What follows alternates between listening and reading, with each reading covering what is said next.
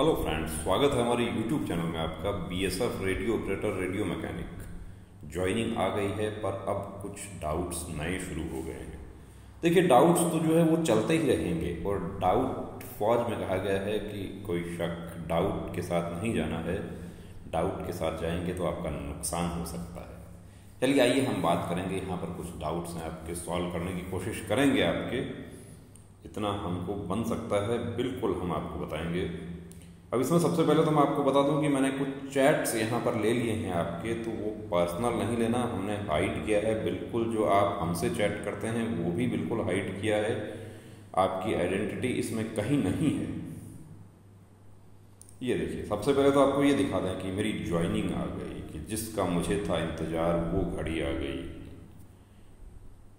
जिसके लिए था दिल बेकरार वो घड़ी आ गई, कि आज प्यार में हद से गुजर जाना है। देखिए, अभी बहुत जिसको कहते हैं कि लम्हा जो है वो खुशी का है।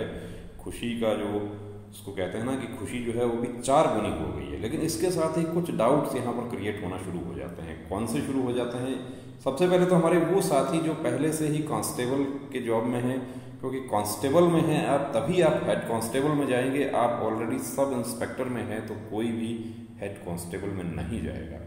कुछ हमारे साथी जो हैं वो ऑलरेडी फोर्सेस में हैं, वो कोई ट्रेड्समैन में है, वो अभी रेडियो ऑपरेटर रेडियो मैकेनिक में सेलेक्ट हो गए। कुछ हमारे एसएससी जीडी 2018 के साथी हैं जो एसएससी जीडी में भी 2 महीने पहले ही उन्होंने ज्वाइन कर लिया। कुछ हमारे साथी ऐसे हैं जो इधर BSF radio operator radio mechanic में सेलेक्ट हो गए हैं। दूसरी तरफ उनको एयरफोर्स के लिए भी वो इंतजार कर रहे हैं। एयरफोर्स का भी जो मेरिट लिस्ट है वो आ चुका है। अब उसमें ज्वाइनिंग कब होगा तो उसके लिए क्या किया जाए उसकी भी हम बात करेंगे। देखिए, ये हमारे साथी जो हैं ये एक्चुअली अभी एसएससी कांस्टेबल जीडी के माध्यम से ये फोर्स में हैं। जय हिंद सर जी, मैं एसएससी जीडी में ज्वाइन कर लिया इन्होंने, हमने फोर्स यहाँ पर छुपा दिया है आपके लिए। बीएसएफ आरओ आरएम बोथ में सेलेक्ट हैं। अब क्या करना चाहिए ऐसे में? देखिए, कुछ क्या होता है ना कि फौज में एक शब्द होता है लंगर गजट। अब इन्होंने अपने साथी को बताया कि मैं सेलेक्ट हो गया हूँ। साथी ने क्या किया, ज्ञान देने की कोशिश की कि सेलेक्ट हो गए हो तो यहाँ से रिजाइन करके चुपचाप चले जाओ, वरना सीआरपीएफ एसएसबी या बीएसएफ छोड़ेगी नहीं। देखिए, बीएसएफ में ही आप ऑलरेडी हैं तो कोई प्रॉब्लम ही नहीं है। बीएसएफ में है आप, बीएसएफ से बीएसएफ में शिफ्ट हो रहे हैं, प्रमोशन हो गया आपका तुरंत ही। अभी कांस्टेबल से आप हेड कांस्टेबल हो गए, लेकिन आप दूसरे फोर्स में भी हैं। यहाँ तक कि आप ट्रेड्समैन में सेलेक्ट ज्वाइन हो रखे हैं पहले से बीएसएफ में। तो टेक्निकल रेजिग्नेशन क्या है? देखिए, एक तो आपका सिंपल रेजिग्नेशन है। सिंपल रेजिग्नेशन में आपको ट्रेनिंग कॉस्ट पे करनी पड़ेगी। आप 3 दिन भी यदि आपका ट्रेनिंग शुरू हो जाता है तो आपको 3 महीने का वेतन या ट्रेनिंग कॉस्ट जो भी आपका अधिक हो वो पे करना पड़ेगा। और 3 महीने का सैलरी, 3 महीने के ट्रेनिंग तक 3 महीने का सैलरी ही ज़्यादा होता है, वेतन ज़्यादा होता है। अभी के हिसाब से आप यदि कैलकुलेट करते हो तो वो 1 लाख रुपए से ऊपर होता है। तो ये गलती नहीं कर देना। आप हकदार हैं टेक्निकल रेजिग्नेशन के, उसके लिए आपको कुछ नहीं करना। आपको अपना जो आपके कंपनी में जो कंपनी क्लर्क हैं आपके ट्रेनिंग में, उनसे आपको बात करनी है। या वो यदि आपकी बात नहीं सुन रहे हैं, आप सीएचएम सर से आपको बात करनी है। सीएचएम सर भी नहीं सुन पा रहे हैं तो आप डायरेक्ट एक एप्लीकेशन देके कंपनी कमांडर साहब का इंटरव्यू ले लीजिए। और हमें नहीं लगता कि कोई स्टाफ जो है वो आपको डिमोरलाइज करेगा, आपको मोटिवेट नहीं करेगा। बिल्कुल, आपको यदि तरीका नहीं पता है तो भी वो वहाँ पर बताएंगे आपको। क्योंकि बीएसएफ ट्रेड्समैन में कुछ हमारे कैंडिडेट्स, हमारे स्टूडेंट्स भर्ती हुए थे, वो एसएससी जीडी में सेलेक्ट हो गए तो उनकी सर्विस 1 दिसंबर से काउंट होगी, क्योंकि उन्होंने टेक्निकल रेजिग्नेशन दे दिया। बाकी बीएसएफ में दूसरे जो कांस्टेबल उनके साथ भर्ती होकर आए उनकी 1 अप्रैल 2021 से सर्विस काउंट होगी। तो यदि आप टेक्निकल रेजिग्नेशन देते हैं तो जो एनपीएस आपका जो पेंशन का जो अकाउंट होता है वो आपका वही काउंट हो जाएगा जो आपका एसएससी जीडी के आपके डॉक्यूमेंट्स के हिसाब से खुला है। टेक्निकल रेजिग्नेशन हो जाएगा आपका, कोई प्रॉब्लम यहाँ पर नहीं होगी। और टेक्निकल रेजिग्नेशन के बारे में एक बात मैं आपको और बता दूं कि आपने सीजीएल का एग्ज़ाम दिया हुआ है, आपने सीएपीएफ सब इंस्पेक्टर का दिया हुआ है, आप अभी रेडियो ऑपरेटर रेडियो मैकेनिक में ज्वाइन कर रहे हैं। तो जब आप डोजियर देते हैं, आपके डॉक्यूमेंट्स आपके जमा करते हैं, उस समय आपको एक एप्लीकेशन आपको और दे देनी है। उसमें आपको सारी सूचनाएं दे देनी है। आपने बैंक पीओ का एग्ज़ाम दिया हुआ है, जो भी आपने एग्ज़ाम अभी आपने फॉर्म फिल किया है या आपके एग्ज़ाम अभी प्रोसेस में चल रहे हैं, उनकी आपने सूचना दे देनी है वहाँ पर, ताकि आपको लीव मिल जाएगा। अब लीव की बात यहाँ पर आती है, तो ट्रेनिंग में क्या, ट्रेनिंग में हर संडे को लीव नहीं मिलेगा एग्ज़ाम देने के लिए, भी बता देता हूँ। वो लीव देने का हक जो है वो आपका है, लेकिन उसको सैंक्शन करने का जो हक है वो वहाँ पर कॉम्पिटेंट अथॉरिटी का है। लेकिन आपको जो आपके जेन्युइन एग्ज़ाम है उनके लिए आपको छुट्टी दिया जाएगा। ऐसा हमने नहीं देखा कभी कि किसी कैंडिडेट को, यहाँ तक कि जो एसएससी जीडी में जो साथी जो आए थे या बीएसएफ ट्रेड्समैन में जो ज्वाइन किए थे, उनको बिहार पुलिस कांस्टेबल के लिए भी उनको छुट्टी मिली थी और वो लोग एग्ज़ाम दे के आए और सेलेक्ट भी हो गए, और डॉक्यूमेंट भी उनको मिले थे एग्ज़ाम के लिए। उसके लिए सभी ऑफिसर लोग भी पॉजिटिव होते हैं वहाँ पर। ऐसी कोई बात नहीं है कि कोई आपको डॉक्यूमेंट नहीं दिया जाएगा या आपको मना किया जाएगा कि आप हेड कांस्टेबल हैं, आपको कांस्टेबल में नहीं जाने देंगे, या आप हेड कांस्टेबल हैं ऑलरेडी, आपको बैंक का आपने एग्ज़ाम दिया है उसमें नहीं जाने देंगे। ऐसा नहीं है, नियमानुसार आपको छुट्टी मिलेगी, उसकी टेंशन नहीं है। अब ये जो आपका जो ज्वाइनिंग लेटर है उसके कुछ पॉइंट्स हम डिस्कस करेंगे यहाँ पर। देखिए, सबसे पहले तो पैरा जो है घ में ये लिखा है कि यह पद अस्थायी है, लेकिन इसके भविष्य में स्थायी किए जाने की संभावना है। लेकिन यह अस्थायी पद खत्म कर दिया जाता है तो बिना कोई कारण बताए आपकी सेवाएं समाप्त कर दी जाएंगी। अब एक्चुअली क्या होता है कि ज्ञान देने वाले फूफा जी, मामा जी वगैरह जो होते हैं वो बड़ा टेंशन कर देते हैं। अब ये पैरा पढ़कर एक फूफा जी ने एक कैंडिडेट के इतना टेंशन कर दिया कि वो बड़ा परेशान हो गए। उनको तो ये कह दिया कि ये तो अस्थायी है, इसमें तो आप क्यों जा रहे हो, आप तो यहीं पर दूसरी तैयारी करो। अस्थायी सभी सरकार के पद जो हैं वो अस्थायी होते हैं, कोई ऐसा पद नहीं है कि आपको डायरेक्ट स्थायी कर दिया जाएगा। आपका प्रोबेशन पीरियड भी जो होता है वो भी होता है, सभी में होता है।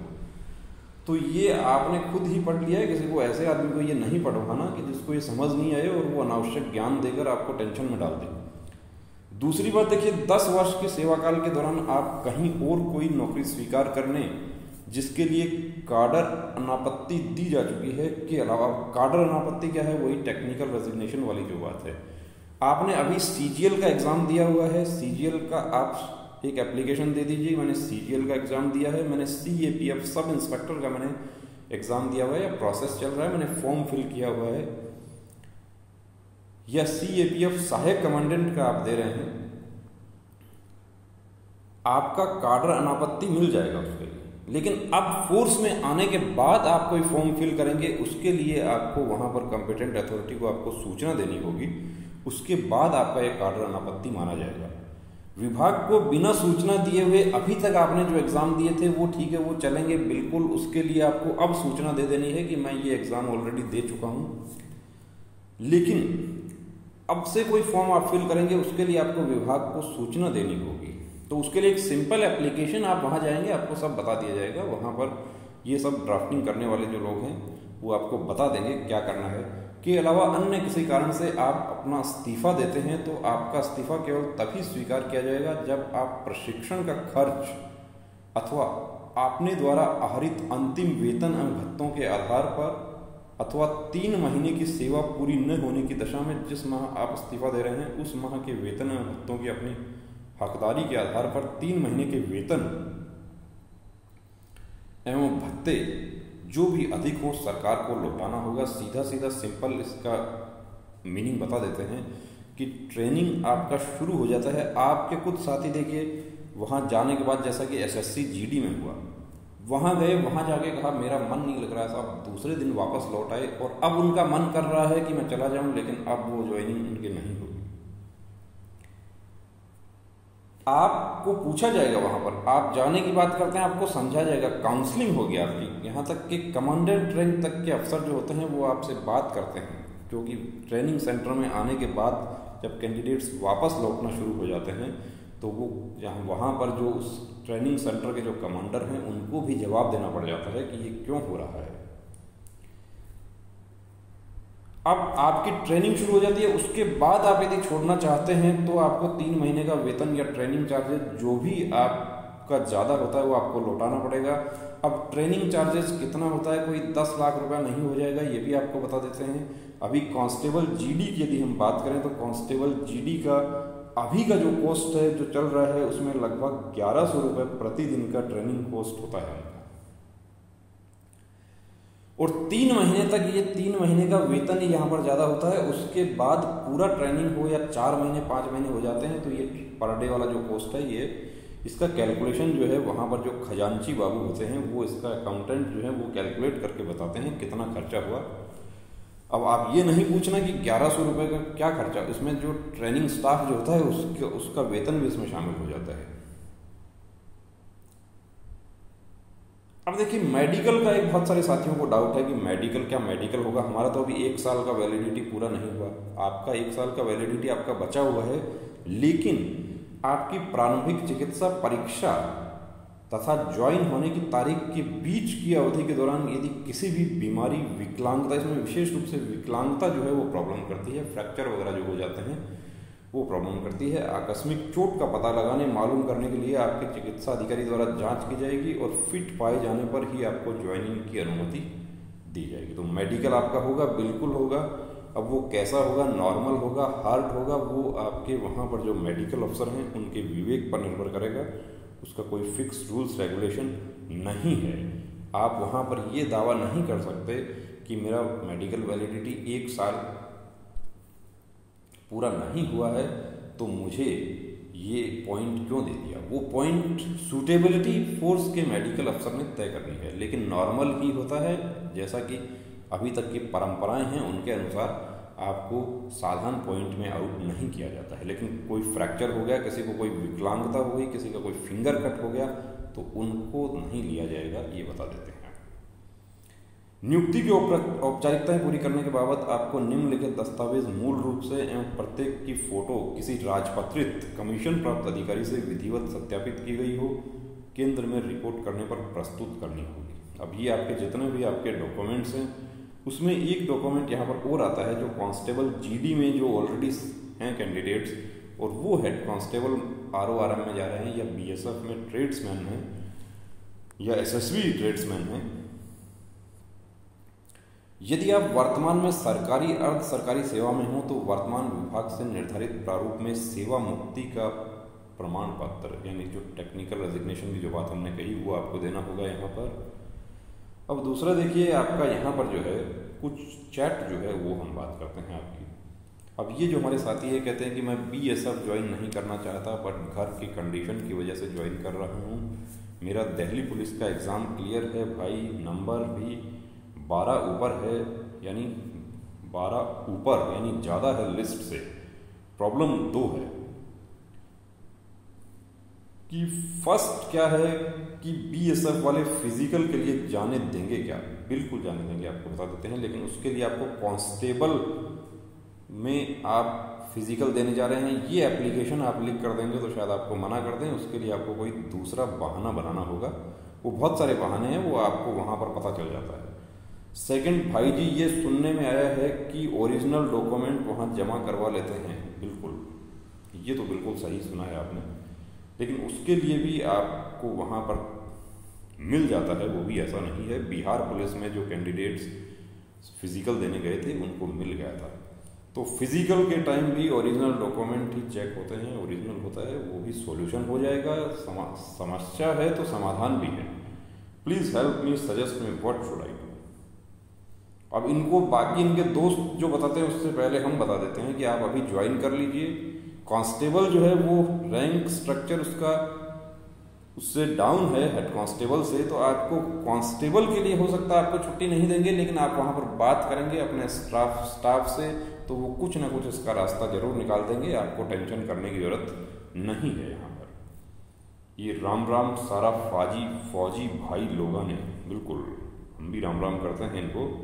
और ये हमारे दोस्त जो हैं वो देखिए, ये काफ़ी लोग जो हैं इसमें बड़ा नाराज़ हो गए थे हमसे कि जब कोर्ट केस की बात आती है तो ऐसा होता है। कोई बात नहीं, देखिए अभी आपका ज्वाइनिंग आ गया है और कहते हैं ना कि मंजिल पर पहुंचने का सुकून रास्ते की तकलीफ़ों को भुला देता है। तो वो जो आपने जो कहा या हमने जो कहा उसको हम तो उसको भूल चुके हैं, आप भी उसको भूल जाना। यदि हमारी कोई बात बुरी लगे, उस समय थोड़ा कड़ा बोल दिए थे हम। और ये हमारे ऑपरेटर आदिल जो हैं वो क्या होता है कि आपके कमेंट्स जो होते हैं उसको बड़ा ये दिल पर ले लेते हैं। और ये तुरंत क्या होता है, मैं इनको कई बार समझाता हूँ कि कड़ा नहीं लिखना है, लेकिन फिर भी ये लिख देते हैं। वो इनको सेटल करना होता है। बीएसएफ ज्वाइन कर ले भाई शांति से, फालतू में जो चीज़ हाथ में नहीं है उसके लिए मत तड़पो। बिल्कुल बिल्कुल ठीक कहा है, बहुत बढ़िया बात इन्होंने कही है। इनके दोस्त ने देखिए रिप्लाई किया, और हम भी ये बात कहेंगे, नहीं तो ये भी जाएगा हाथ और वो भी।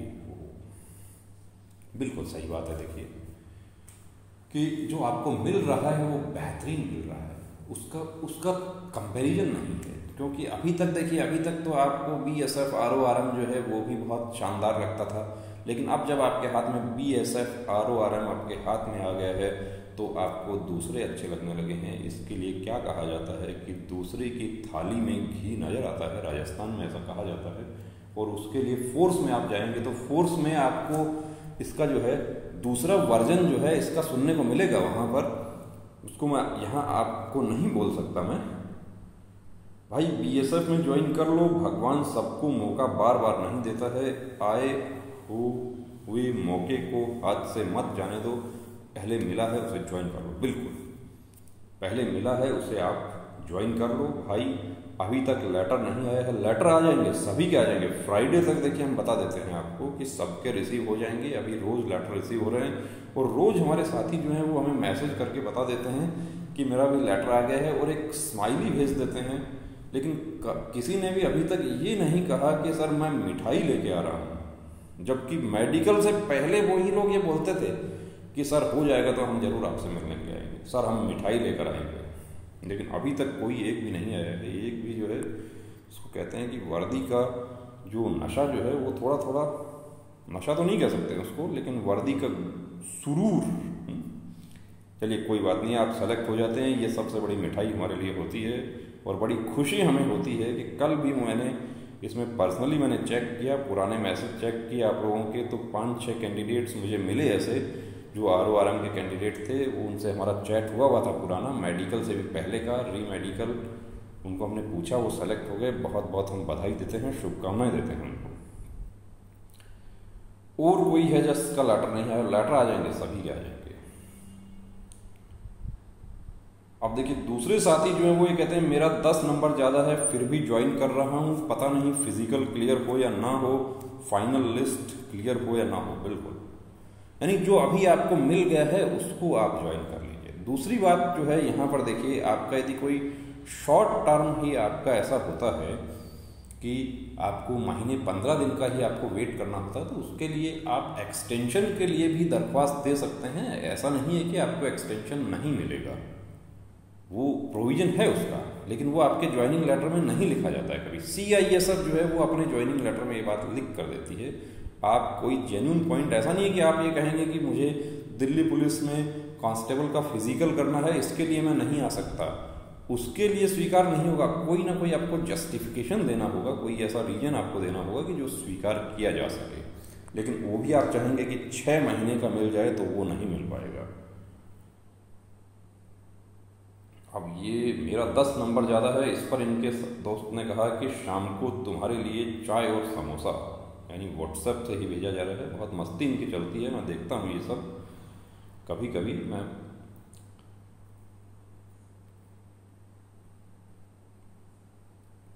ओके भाइयों, thanks all of you. Delhi police तो अच्छा है भाई, BSF वाला ये तो देखिए कंपैरिजन नहीं है, आपको बता देता हूँ।